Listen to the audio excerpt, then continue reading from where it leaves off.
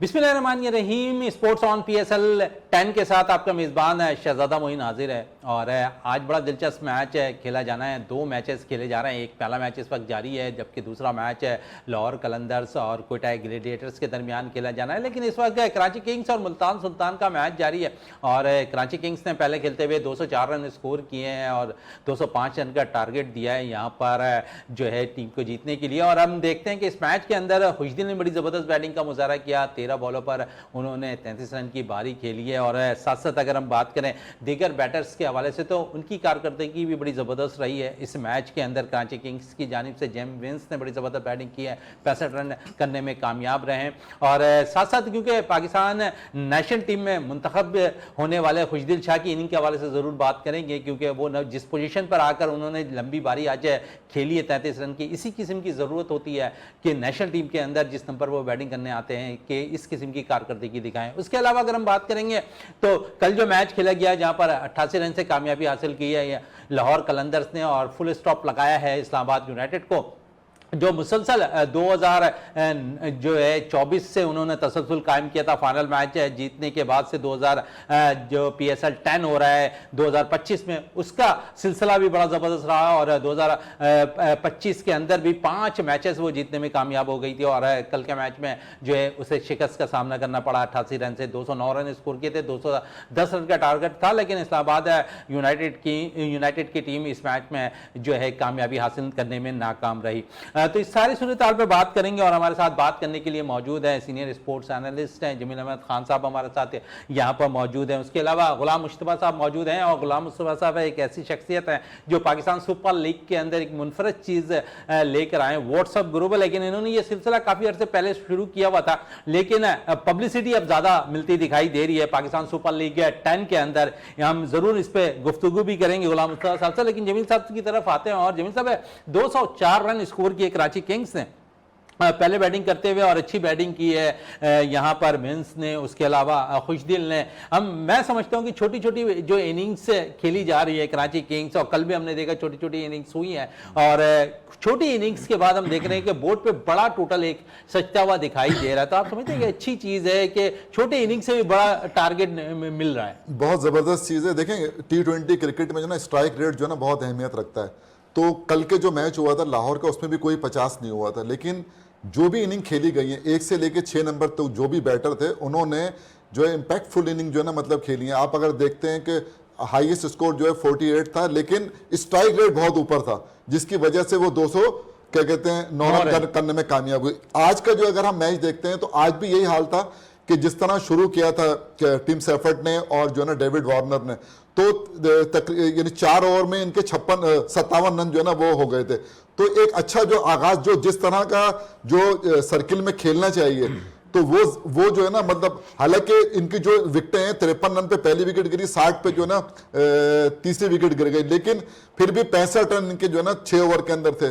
उसके बाद ये जो है ना मतलब खेलते रहे और जो जेम्स विंस ने 45 गेंदों में 65 रन बनाए, 40 रन जो है इरफान खान नियाजी ने बनाए और फिर सबसे जबरदस्त जो 13 गेंदों पे 33 रन बनाए हैं खुशदिल शाह ने। तो एक ऐसा टोटल जो है ना बोर्ड पे सेट किया है 204 रन का, कि जो मुल्तान के लिए मैं समझता हूं कि वो मुश्किलात पैदा कर सकता है। जी मुश्किलात तो पैदा करता है, लेकिन हम देख रहे हैं मुल्तान के जो है इस टूर्नामेंट में जो सिलसिला है, तसलसल है जीत का, वो शायद बहुत दूर नजर आ रहा है। और अब तक 7 मैचेस में 1 मैचेस में उन्होंने कामयाबी हासिल की है। आज 8वां मैच वो खेल रहे हैं। तो आप समझते हैं कि शायद किस्सा तमाम होता दिखाई दे रहा है पाकिस्तान सुपर लीग 10 से मुल्तान सुल्तान की, क्योंकि मुल्तान सुल्तान वो टीम है जो 2021 से फाइनल खेलती हुई दिखाई दे रही है। देखें बात यह है कि ये जो मुझे लगता यह है कि मुल्तान सुल्तान का जो सफ़र है ना PSL 10 में वो ख़त्म हो गया है।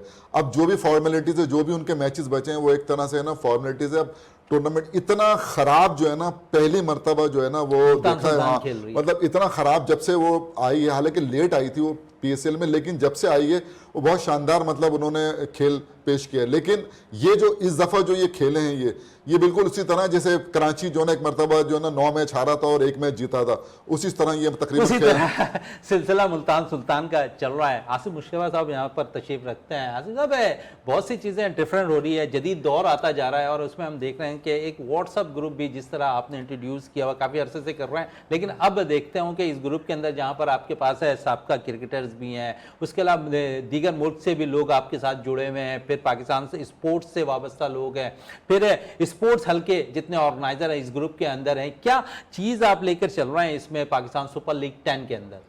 सर हमने ये PSL 10 का एक ग्रुप बनाया हुआ है, व्हाट्सएप ग्रुप है जिसमें फैमिली फ्रेंड्स हैं और दीगर लोग इसमें शामिल हैं।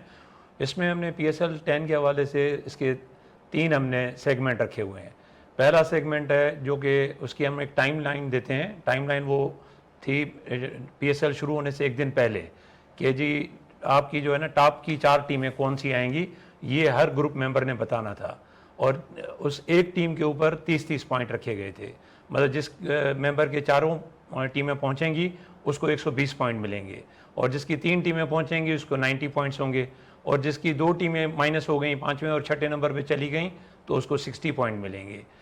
ये इसके साथ साथ क्योंकि आपके साथ इस ग्रुप के अंदर जो गैर मुल्क से भी जो खिलाड़ी हैं, उसके अलावा जो क्रिकेट से मोहब्बत करते हैं वो लोग भी जुड़े हुए हैं, तो रिस्पांस कैसा आ रहा है अब तक? बहुत अच्छा रिस्पांस है सर, बहुत अच्छा रिस्पांस है। इस वजह से हमने इसको कंटिन्यू रखा हुआ है।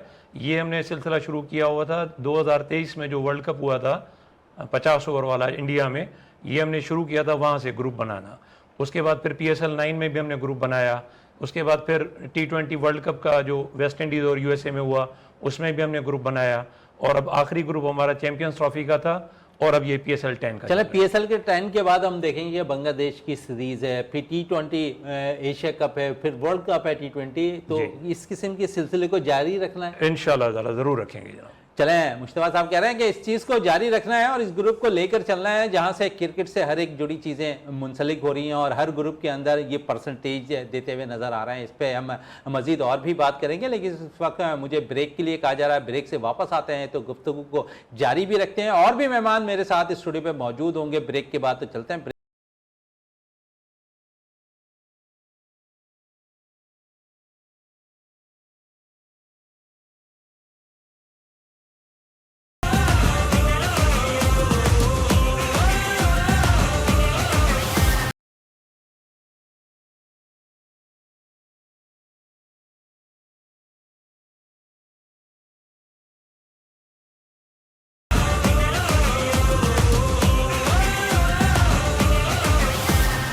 वेलकम बैक और स्पोर्ट्स ऑन PSL के साथ एक दफ़ा फिर हाजिर हैं और इस वक्त मैच जारी कराची किंग्स और मुल्तान सुल्तान के दरमियान है, जहां पर इस वक्त मुल्तान सुल्तान बैटिंग कर रही है और 2 खिलाड़ी आउट हो चुके हैं। 33 रन पर 1 विकेट है मीर रमज़ान ने हासिल की, एक अब्बास आफरीदी ने।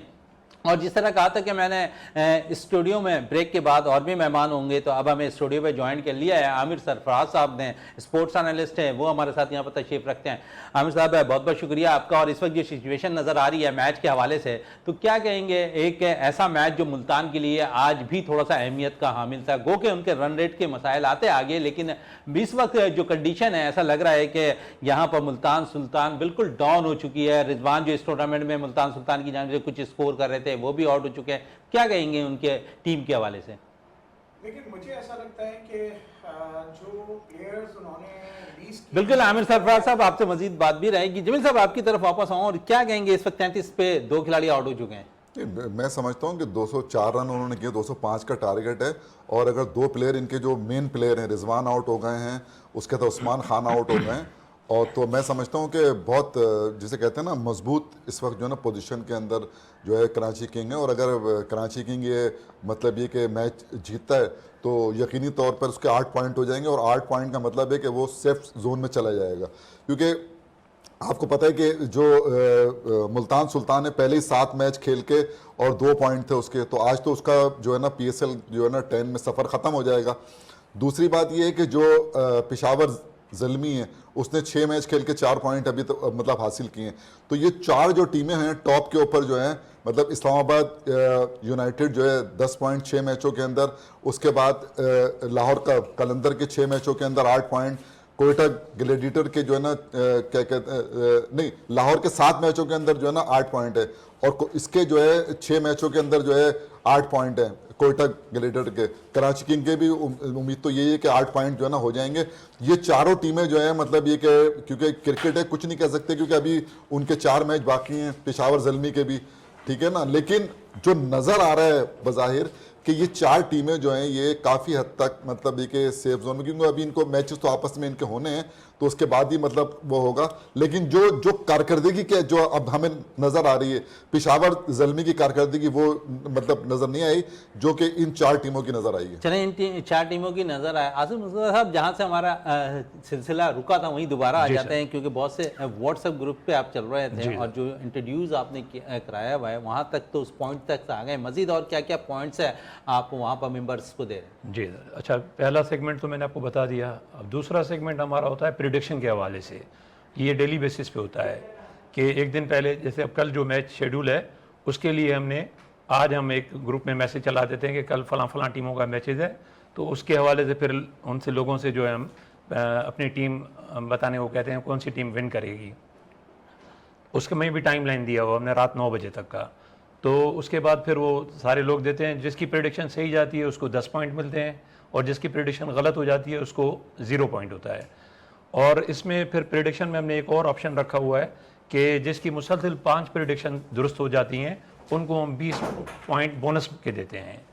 और ये सारे जो मैचेज हैं इनके 10 पॉइंट हैं, लेकिन सेमीफाइनल के पॉइंट्स जो हैं वो 30 हैं और फाइनल के फिर 50 पॉइंट है। अच्छा मुस्तफा साहब, सबसे इम्पोर्टेंट चीज़ इसमें है होती है कि रिस्पांस कैसा आ रहा है, तो कैसा रिस्पांस आया, मेंबरान ने कितना रिस्पांस दिया इस चीज़ को, और क्योंकि अगर एक दफ़ा रिस्पांस आपकी तरफ से अच्छा आ जाए तो आगे क्या सिलसिला आप रखें, क्योंकि बड़े इवेंट्स भी आ रहे हैं। इसके बाद हमने बांग्लादेश के खिलाफ सीरीज़ खेलनी है, फिर T20 एशिया कप है, T20 वर्ल्ड कप है, तो इसी सूरत हाल को लेके चलना है और इसी किस्म की कोई नई नई चीज़ें आपने जो है मेंबरान के लिए रखने। जी, मैं आपको बताऊं कि ये इस सिलसिला हमने शुरू किया था वर्ल्ड कप जो इंडिया में हुआ था 2023 में।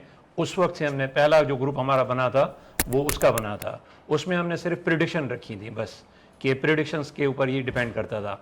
फिर आगे जाके हमने उसको प्रेडिक्शन वर्ल्ड कप के बाद फिर PSL 9 भी रखा हमने, उसका भी ग्रुप बनाया था हमने। फिर T20 वर्ल्ड कप हुआ था उसका भी बनाया। फिर ये अभी मैंने आपको बताया कि चैंपियंस ट्रॉफी ख़त्म हुई, इसका भी हमारा ग्रुप था। और अब ये PSL 10 का हमारा ग्रुप चलें, बड़े अच्छा ग्रुप इनका चल रहा है और इससे नई नई चीज़ें सामने आ रही हैं। और जिस तरह नई नई चीज़ें सामने आ रही हैं, तो सरफराज साहब हमारे साथ मौजूद हैं, आमिर सरफराज साहब। आमिर साहब, जिस तरह पाकिस्तान टीम की बात होती है, इसी तरह हम देख रहे हैं कि यहाँ पर मुल्तान सुल्तान की वही सूरत हाल नज़र आ रही है। क्या कहेंगे इस मैच के हवाले से, और क्योंकि मुल्तान के कप्तान परफॉर्म नहीं कर रहे हैं? देखिए, मैं आज के मैच के हवाले से तो ऐसा लगता है कि वैसे तो क्रिकेट बाई चांस है और T20 में एक अच्छी इनिंग जो है मैच का पासा पलट देती है, लेकिन बज़ाहिर ऐसा लगता है कि एक यासिर खान ही एक ऐसे प्लेयर हैं कि जो अगर मैच को कुछ थोड़ा लंबा कर सकते हैं या लेके जा सकते हैं। इस वक्त भी वो एक अच्छी इनिंग खेल रहे हैं और अभी रीसेंट पास भी उन्होंने काफ़ी अच्छी इनिंग्स खेली हैं। तो मुझे लगता है कि अगर यासिर खान आगे पीछे होते हैं तो फिर मुल्तान को शिकस्त से कोई नहीं बचा सकता और चांसेस उनके तकरीबन ना जीतने के इस वक्त हैं।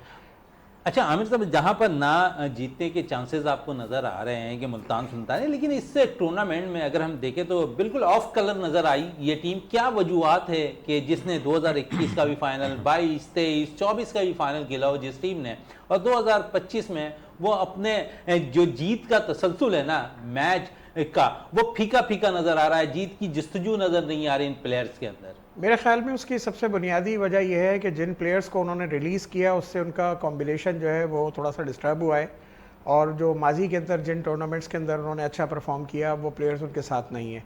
दूसरी इंपॉर्टेंट चीज़ ये है कि हमें एक चीज़ को रियलाइज़ करना चाहिए, T20 क्रिकेट के अंदर रन्स कुछ नहीं होते हैं, रन्स के बजाय इम्पैक्टफुल इनिंग होनी चाहिए। अभी हमारे मोअज़्ज़ज़ पैनलिस्ट जो इस वक्त यहाँ बैठे हुए हैं कुछ देर पहले एक चीज़ को हाईलाइट कर रहे थे कि कई टीमें ऐसी हैं जिनके प्लेयर्स ने 30-30, 40-40 रन की इम्पैक्टफुल इनिंग खेली और उनकी टीमें फ़तह हासिल करके गई।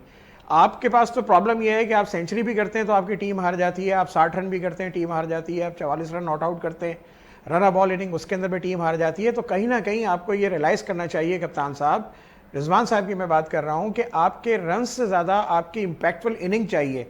और उसके अंदर हो ये रहा है कि ये पावर प्ले ख़राब कर देते हैं, उसके बाद आखिर की कुछ बॉलों के ऊपर कुछ रन्स करके अपना एक मोमेंटम बना लेते हैं, जिससे लोगों को ऐसा लगता है, जो सिर्फ स्टैट्स देख रहे होते हैं, बुक्स में देख रहे होते हैं, कि जी इन्होंने बड़ी अच्छी इनिंग खेली। मैं आपको एक एग्जांपल दे दूं कि एक इनिंग इन्होंने खेली जिसके अंदर उनके 30 गेंदों पे 30 रन थे और 41 गेंदों पे इन्होंने 50 किए और 47 गेंदों पे ये 74 नॉट आउट करके बाहर आए।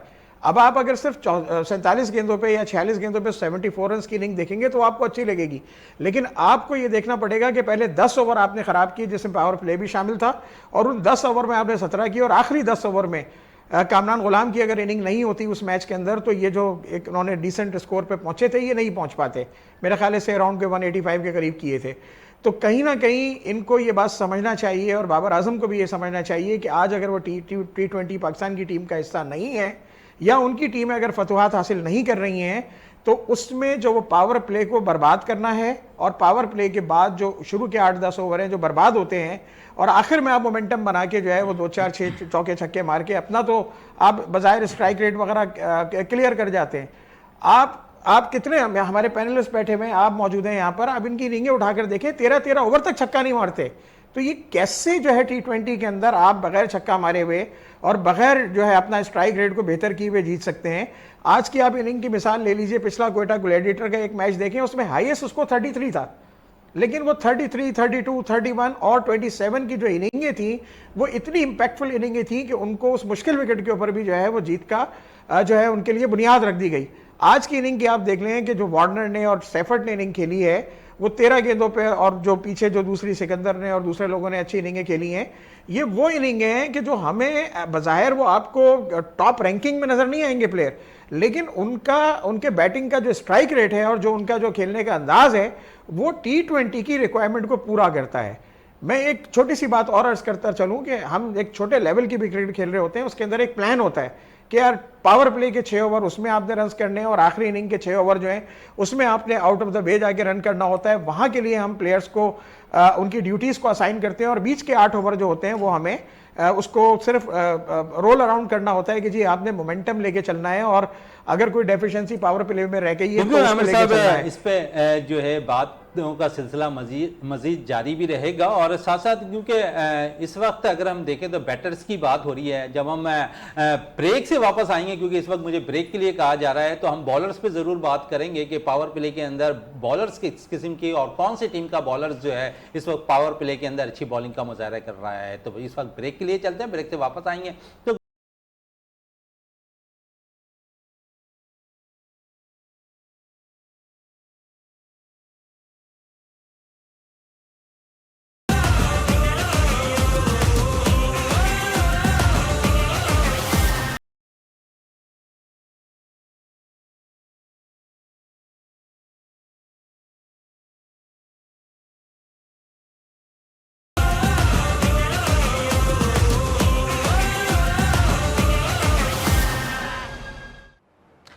Welcome back. Sports on PSL 10 के साथ एक दफ़ा फिर हाजिर हैं, और जमील अहमद खान साहब हमारे साथ तशरीफ़ रखते हैं, आसिम मुश्तबा साहब हमारे साथ यहाँ तशरीफ़ रखते हैं, और हमारे हर दिल अजीज़ सरफराज साहब हमारे साथ यहाँ पर तशरीफ़ रखते हैं। और जहाँ से हमने वक्फे से कबल जो बात की थी ना कि बैटर्स पावर प्ले में किस तरह इस्तेमाल कर रहे हैं, किसने अच्छी बैटिंग का मुजाहरा किया है पावर प्ले में, आमिर साहब क्या कहेंगे कि हमारे बैटर्स की कमज़ोरी है या फिर हमारे पास कुछ अच्छे बैटर्स पावर प्ले के अंदर निकल कर नहीं आ रहे? असल में निकल कर इसलिए नहीं आ रहे कि आप निकलने नहीं दे रहे हैं। पाकिस्तान की टीम के साथ भी अलमिया ये था कि बाबर और रिजवान जो थे वो आपका पावर प्ले ज़ाया कर देते थे, उनके अपने खुद के स्टैट्स तो अच्छे हो जाते थे, और आज वही चीज़ जो है उनकी फ्रेंचाइजेस सफ़र कर रही हैं। आज जो बॉटम लाइन के ऊपर आपको पावर प्ले की बुनियाद की वजह से जो है वो पेशावर ज़ल्मी और मुल्तान सुल्तान पीछे नज़र आ रही हैं।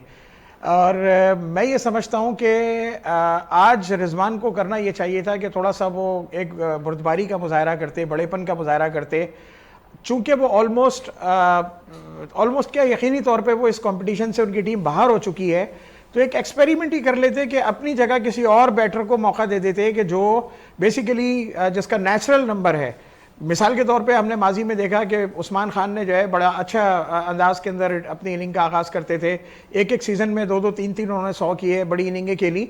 अगर वो उनको ओपनर कर देते और ख़ुद 3 या 4 या 5 नंबर पे चले जाते तो शायद रिजल्ट मुख्तलिफ हो जाते। और उन पर जो प्रेशर गैर ज़रूरी तौर पर आया हुआ है कि आप पावर प्ले के प्लेयर नहीं हैं और आपकी वजह से पाकिस्तान ने भी सफ़र किया, आपकी वजह से आपकी फ्रेंचाइज भी सफ़र कर रही है, तो वो जो एक इमेज उनका जो ख़राब हुआ हुआ है, जो फ़ैन फॉलोइंग उनकी ख़त्म हुई है, जो लोग उनको अब उतनी अच्छी तरह से पसंद नहीं करते हैं जैसा वो माजी में करते रहे, तो वो भी हो अच्छी जाता है। तरीके से पसंद नहीं करते। लेकिन सर इस वक्त अगर हम थोड़ी सी बात करेंगे मोहम्मद रिजवान के हवाले से, तो टॉप स्कोरर रह चुके हैं अभी तक पाकिस्तान सुपर लीग के वो, लेकिन बात वही काम के नहीं है ना, 346 रन आपने किए लेकिन काम के नहीं है ना, वो पावर प्ले का जो रोल है ना वो अदा नहीं कर पा रहे हैं। जहां पर पावर प्ले में बैटर्स की हम बात कर रहे हैं, तो हम यहाँ पर थोड़ी सी बात पाकिस्तान के उन नौजवान फास्ट बॉलर्स के हवाले से भी करेंगे जिन्होंने पावर प्ले के अंदर डॉट्स बहुत बड़ी अच्छी की हैं। उनमें अब्बास आफरीदी सरफहरिस्त हैं, मोहम्मद आमिर बड़ी ज़बरदस्त बॉलिंग कर रहे हैं, और मीर हमजा, मैं समझता हूं कि मीर हमजा ने बड़ी क्वालिटी की बॉलिंग की है पावर प्ले के अंदर। आसिफ आफरीदी एज ज़रूर हासिल एज हो गई है उनकी, लेकिन उन्होंने अपने तजुर्बे से काफी परेशान करके रखा हुआ पावर प्ले के अंदर बैटर्स को। जमील साहब क्या कहेंगे थोड़ा सा हम, क्योंकि बैटर्स पे तो बहुत बात करते हैं, लेकिन हमने कभी ये नहीं सोचा कि हमारे कोई अच्छे बॉलर्स भी ऐसे हैं जो पावर प्ले में जो है बॉलिंग अच्छी कर रहे होते हैं। उनमें जिस तरह मैंने कहा कि आमिर अच्छी कर रहे हैं, अब्बास अच्छी कर रहे हैं, आसिफ अच्छी कर रहे हैं, मीर हमजा अच्छी कर रहे हैं, शहनशाह आफरीदी अच्छी कर रहे हैं, तो आप समझते हैं कि पावर प्ले में बॉलर्स का रोल भी बड़ा इंपॉर्टेंट होता है, और यहाँ पर इन बॉलर्स ने कमाल किया है। देखें जिस तरह की पिचेस हैं और बाउंड्री भी हमारी जो ना छोटी है, तो इसके अंदर गेंदें बचाना जो है ना वही बॉलर बचाएगा जिसके पास वैरायटी होगी। मतलब ये कि आके तेज़ गेंद करना जो है ना वो नहीं है, लेकिन जो जगह पे आके स्लो वन भी करना आती हो उसको, और वो तमाम वैरायटी उसके पास। मीर हमजा ने सबसे ज़बरदस्त बॉलिंग, ये अलग बात है उनको जो है ना उतनी विकेटें नहीं मिल सकी, लेकिन मीर हमजा T20 में विकेटों से ज्यादा आप समझते हैं कि डॉट बॉल से अगर किसी बॉलर ने किया तो परेशान अगर शुरू के जो 6 ओवर होते हैं उसके अंदर अगर आपने मतलब ये कि ऐसी बॉलिंग कर दी कि 40-45 रन के ऊपर अगर सामने टीम को रोक लिया तो आपकी कामयाबी है। लेकिन जो दूसरी टीमें हैं वो क्यों मतलब वो कर रही सफर कर रही थी। आप देखें शहनशाह आफरीदी नए रूप में नजर आए हैं इस PSL 10 के अंदर। इसके अलावा आमिर जो है ना, आमिर की क्लास मतलब वो एक तो ये कि आपको विकेट लेकर जो है ना मतलब वो दे रहे हैं। देखिए मैं जो कोयटा की जो टीम है ना उसके चारों जो फास्ट बॉलर हैं, मोहम्मद आमिर को अगर आप लेते हैं या मोहम्मद वसीम जूनियर को आप ले लें, फहीम अशरफ को आप ले लें, और तो ये जो अच्छा फिर अबरार भी बहुत जबरदस्त किस्म की मतलब एक बॉलिंग का। तो ओवरऑल अगर आप देखते हैं ना तो इनकी जो बॉलिंग, फिर खुर्रम शहजाद है इनके पास, तो ये इतना मजबूत इनके पास मतलब ये कि कम्बिनेशन। और बैटिंग के अंदर जो है ना देखें सऊद शकील भी अब पिछले मैच में उन्होंने वो किया, परफॉर्म किया, एलन ने अच्छा परफॉर्म, फिन एलन जो है वो मतलब बहुत जबरदस्त खेल रहे हैं। तो अच्छा इनके पास जो है ना देखें रायलो रूसो है, फिर जो है ना देखिए चैपमैन जो है ना वो आगे न्यूजीलैंड का किस तरह का प्लेयर है वो ना, वो हो गया, फिर कुशाल मेंडस हो गया, तो फिर हसन नवाज हो गया। एक मतलब मजबूत उनके पास मतलब ये कि बैटिंग भी मौजूद है। आज का जो सेकंड जो मैच जो होने जा रहा है ना लाहौर को और कोयटा का, वो बड़ा जबरदस्त मैच होने जा रहा है, क्योंकि दोनों टीमें उनका कॉम्बिनेशन बना हुआ है, और दोनों टीमें मैं समझता हूं कि अनचेंज जो है ना वो जाएंगी। और उसके साथ पॉइंट्स टेबल पे भी बड़ा फर्क पड़ेगा। पॉइंट टेबल के ऊपर तो ये होगा कि जो टीम भी जीतेगी वो नंबर 2 पे आ जाएगी। चले नंबर 2 पर आ जाएगी। आज मुस्तफा साहब आपसे तरफ आते हैं, गुलाम मुस्तफा साहब सॉरी, और जिस तरह आपने चीजें बताई, मजीद 2 चीजें आपकी रुकी हुई हैं, शायद वो भी अगर बता दें नाज़रीन को ज्यादा फायदा होगा। दूसरा सेगमेंट तो मैं बता चुका, लेकिन दोबारा उसको रिपीट करता हूँ मैं। वो था प्रिडिक्शन के हवाले से। तो ये डेली बेसिस पे होता है कि एक दिन पहले हम बता देते हैं कि कल जो है फलां टीमों का मैच खेला जा रहा है, तो उसमें प्रिडिक्शन करते हैं लोग कि भाई कौन सी टीम जीतेगी। अगर किसी दोस्त की प्रिडिक्शन सही हो जाती है तो उसको 10 पॉइंट मिलते हैं, और गलत हो जाती है तो फिर 0 पॉइंट होते हैं। और उसके अलावा मुसलसिल 5 प्रिडिक्शन किसी की सही होती हैं तो उनको 20 पॉइंट बोनस कीमत में हम देते हैं। और इसके अलावा जो है तीसरा जो हमारा है वो है, आखिरी जो हमारा सेगमेंट है वो है खिलाड़ियों को हम मुंतखब करते हैं। हर ग्रुप मेंबर जो है अपने प्लेयर से लेता है। जैसे कि अभी 6 टीमें हैं, इन 6 टीमों में से हमने अपने ग्रुप में एक बैटर्स की कैटेगरी बना के अलग रखी हुई है कि ये बैटर्स हैं, ये बॉलर्स हैं, ये विकेट कीपर हैं, और ये ऑलराउंडर हैं। और हर ग्रुप मेंबर को हमने कहा हुआ है कि आप 4 बैटर लें और 4 जो हैं बॉलर लें, 2 ऑलराउंडर लें, 1 विकेट कीपर लें। आपकी 11 रुकनी टीम पूरी हो गई। अब जो बैटर जो है जितने रन बनाएगा वो आपके उसके एवज आपको एक पॉइंट मिलेगा। अगर कोई बैटर 40 रन बनाता है तो आपको 40 पॉइंट मिलेंगे, और इसी तरीके से कोई विकेट लेता है बॉलर तो उसको 15 पॉइंट मिलेंगे, और विकेट कीपर जो है वो कैच करता है या स्टम्प करता है तो उसको भी 15 पॉइंट मिलते हैं हर उसके। तो इस तरीके से हमने रखा हुआ है। बिल्कुल इस तरह के चल रहे हैं गुलाम मुश्तबा साहब अपने व्हाट्सएप ग्रुप पर, और यहाँ पर पाकिस्तान सुपर लीग को एक नई तफकीयत बख्शते हुए नजर आ रहे हैं। और आमिर सरफराज साहब, मैच बड़ा इंपॉर्टेंट है आज दूसरा लाहौर का और कोयटा का, क्या कहेंगे इस मैच के हवाले से, कौन सी टीम को एज दे रहे हैं आज? मुझे लगता है कि इस वक्त 3 टीमों के सबसे अच्छे कॉम्बिनेशन है। गो के फतूहात के हवाले से अगर आप देखें तो आपको इस्लामाबाद सबसे आगे नज़र आएगा, लेकिन मेरी फेवरेट टीम है इस टूर्नामेंट में कराची किंग्स और कोयटा ग्लैडिएटर्स हैं, और डेफिनेटली इस्लामाबाद की परफॉर्मेंस आपके सामने लाहौर जो है उसका भी एक कॉम्बिनेशन जो है डेवलप होता हुआ नज़र आ रहा है। और आज के मैच के हिसाब से मुझे लगता है कि कोयटा को एज हासिल है और वो इंशाल्लाह आपको रिजल्ट देते हुए नजर आएंगे। क्या वजूहत हैं कि यहाँ पर कोयटा आज के मैच में लाहौर के खिलाफ परफॉर्मेंस दे? लाहौर ने कल बड़ा अच्छा जो है मैच में कामयाबी हासिल की है। नहीं, यकीनन इसमें कोई शक नहीं, लेकिन कोयटा की टीम के अंदर जो सबसे बड़ी खूबी हमें नज़र आ रही है वो ये नज़र आ रही है कि कोयटा की टीम के जो प्लेयर्स हैं वो उनकी जो फतूहात हैं वो टीम एफर्ट का रिजल्ट है, वो एक इंडिविजुअल परफॉर्मेंस की रिजल्ट पे नहीं जीत रहे। ये और बात है कि कभी किसी मैच के अंदर कोई ज़्यादा परफॉर्म कर जाता है, कोई कम करता है, लेकिन अगर आप उनको ओवरऑल सारे मैचेस की परफॉर्मेंस देखें, को 30-30 40-40 रन की इनिंग है, एज ए बैटिंग जो यूनिट उनकी आपको नज़र आएंगी और बड़ी इंपैक्टफुल होंगी। और वही चीज़ें क्या हैं कि अगर आप एक प्लेयर को आउट कर लेते हैं तो दूसरा खड़ा हुआ है, दूसरे को आउट कर लेते हैं तो तीसरा खड़ा हुआ है, लेकिन दीगर टीमें जो हैं कि अगर उनमें उनके मेन बैट्समैन आउट हो जाएं जो आपको टॉप पे भी नजर आ रहे हैं तो टीमें वैसी बैठ जाती हैं। चलें आमिर साहब, बड़ी अच्छी बात आपने की और कोयटा को एज दे रहे हैं आज लाहौर कलंदर्स के खिलाफ है। जमील साहब, इस टूर्नामेंट में हमने PSL 9 तक देखा, बड़े इमर्जिंग प्लेयर निकल कर किसी न किसी जो है मैच फ्रेंचाइज से सामने आ जाते थे, लेकिन अब तक इस पाकिस्तान सुपर लीग के 10 में कोई इमर्जिंग प्लेयर ऐसा नजर नहीं आ रहा, या फिर मौका कोई फ्रेंचाइज नहीं दे रही है इमर्जिंग प्लेयर। देखिए जी, मैं तो बड़ा मायूस हुआ हूँ क्योंकि इसलिए कि जिन प्लेयर्स को मौका मिलना चाहिए था ना, उन प्लेयर्स वो तो बेंच पे बैठे हुए पानी पिला रहे हैं। एक अली रजा को मैंने देखा है कि जिसको जो है ना उन्होंने क्या कहते हैं पेशावर ज़ल्मी ने मौका दिया, और उन्होंने जो है मतलब ये कि लाहौर ने मोहम्मद नईम को दिया, मोहम्मद नईम को जो है ना वो दे रहे हैं, मुसलसल मतलब खिलाए जा रहे हैं ना उसको, लेकिन और दीगर फ्रेंचाइज के अंदर वो नहीं है। आज का थोड़ा सा जो आज का जो मैच उस पर मैं 1 मिनट वो देखें, आज का जो मैच है ना वो बहुत जबरदस्त मैच होने जा रहा है। वजह यह है कि दोनों टीमों का कॉम्बिनेशन बहुत जबरदस्त है और उनकी जो दोनों की बैटिंग और बॉलिंग, देखें कोयटा ग्लैडिएटर को एज इसलिए हासिल है कि उनके जो बॉलर्स है ना, तमाम बॉलर्स विकेट टेकर है। आप देखें उनका चाहे स्पिनर हो, अबरार हो या चारों उनके पेसर हो। फिर आप फहीम एक नए रूप में नजर आए ना, बहुत तनकीद का सामना करना पड़ा है फहीम अशरफ को, लेकिन उसके अंदर उन्होंने बैटिंग के और बॉलिंग के अंदर दोनों शोबों में अपने आप को ऑलराउंडर साबित किया है। जब आप अच्छा करोगे तो हम आपको अच्छे ही कहेंगे ना।